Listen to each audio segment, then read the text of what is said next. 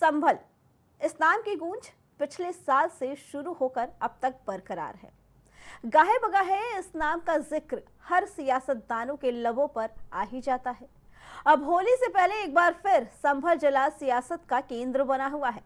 क्या वजह है कि आखिर संभल पर हर रोज सियासत हो रही है? साल 2024, महीना नवंबर, तारीख 24, ये वो दिन था जिसके बाद से संभल सियासत का केंद्र बन गया। मस्जिद के सर्वे से उठी अफवाह की चिंगारी ने कई घरों के चूल्हे ठंडे कर दिए। हाथों में पत्थर, दिलों में सुलगती धर्म की आग ने हंसते खेलते संभल को तबाह कर दिया। बस तब क्या था? उसके बाद से संभल में हर दिन कोई न कोई खुलासे होते रहे। दरअसल जिस जगह पर संभल की शाही जामा मस्जिद बनी हुई है, वहां हिंदू पक्ष ने तमाम दावे किए हैं। हिंदू मंदिर के स्थान पर बनी मस्जिद, बाबर के आदेश पर बनाई गई मस्जिद, 1526 से 1530 के बीच बनी मस्जिद, बाबर शासनकाल में बनी 3 मस्जिदों में से एक, घोर कलयुग में कल्कि यही अवतार लेंगे। 1527 से 28 के बीच श्री हरिहर मंदिर को ध्वस्त करने के आरोप।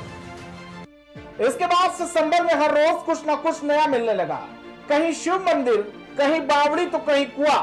हर रोज संभल में कुछ न कुछ नया मिलने लगा।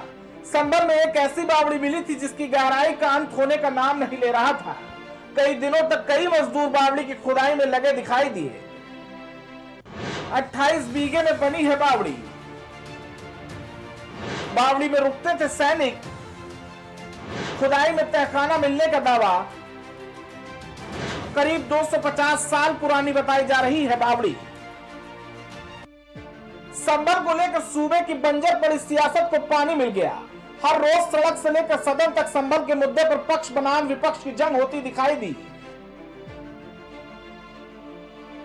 एक तरफ जहां सीएम योगी हर रोज संभल के मुद्दे पर बहालते हुए नजर आते हैं, तो वहीं दूसरी तरफ विपक्ष उन पर तुष्टीकरण का आरोप लगाता चला आ रहा है।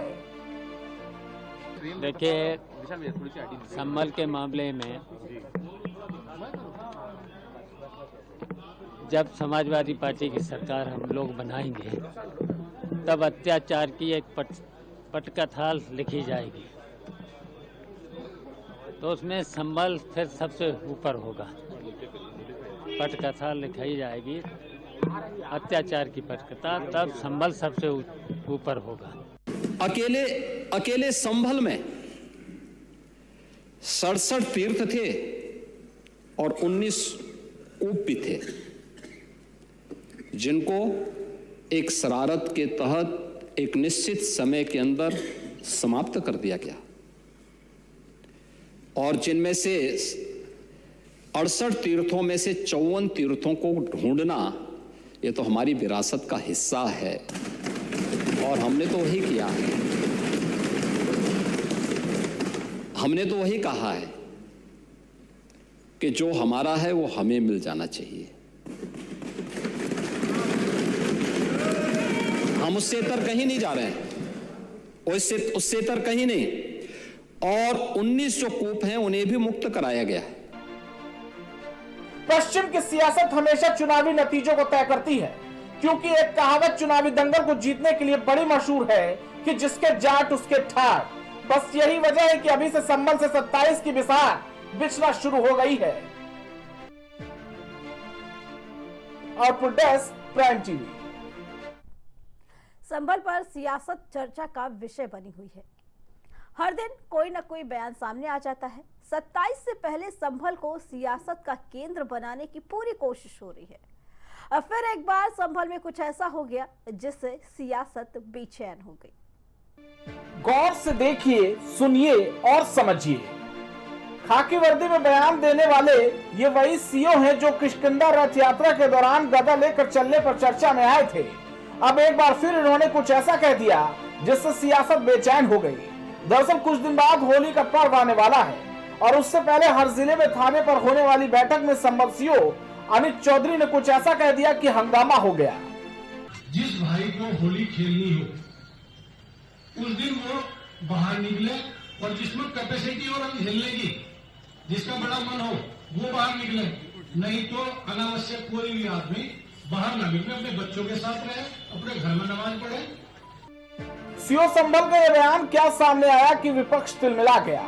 विपक्ष का साफ कहना है कि यह किसी अधिकारी नहीं बल्कि प्रवक्ता का बयान लगता है। कांग्रेस ने इस बयान की खुलकर निंदा की है। अनुज चौधरी का जो बयान है वो बहुत निंदनीय है, उसकी भर्त्सना की जानी चाहिए। किसी भी सरकारी अधिकारी का यह दायित्व है कि वो धार्मिक और जातिगत बयान न दे। मॉडल कोड ऑफ कंडक्ट है उनके लिए, और ये पहली बार हिंदुस्तान में नहीं हो रहा है कि दो त्योहार या जुमा या होली एक साथ पड़ रही है या दो हिंदू मुसलमानों के त्योहार एक साथ नहीं पड़ते रहे। ऐसा होता रहा है, सरकारें संभालती रही हैं, उन्हें शांति से बिना किसी विवादित बयान के संभालती रही हैं।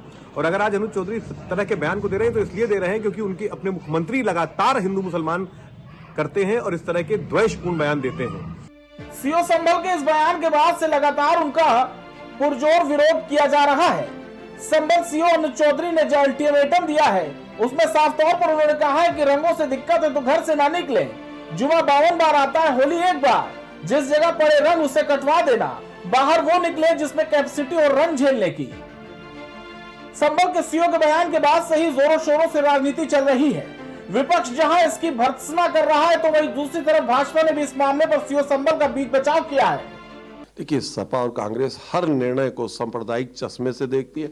हिंदू मुसलमान के बीच में किस तरह मनमुटाव हो पाए, त्योहार में किस तरह उत्तर प्रदेश का वातावरण बिगड़े और खास करके एक वोट बैंक को संतुष्ट करने की उनकी राजनीति चलती रहे, इस आधार पर उन्होंने बयान दिया। सीओ ने जो कहा कि जो होली साल में एक बार आती है और जुमे की नमाज 52 बार पढ़ी जाती, जो लोग मिलजुल कर होली खेल सकते हो साथ रहे, वातावरण एकदम सही रहना चाहिए, वातावरण में तनाव नहीं होना चाहिए। उस बयान को इस तरह देखना चाहिए कि हिंदू मुसलमान साथ मिलकर होली खेले और एक समय के बाद सब लोग जुमे की नमाज पढ़ लें। फिलहाल जो भी हो, उस बयान से कुछ नहीं तो हलचल तो जरूर मच गई है। संभल में एक बार फिर दबी आवाज में सही, लेकिन हिंदू मुस्लिम की सुगबुगाहट तेज हो गई है। खैर देखना यह होगा कि क्या आने वाले दिनों में संभल पर कुछ नया ताजा देखने को मिलेगा या नहीं।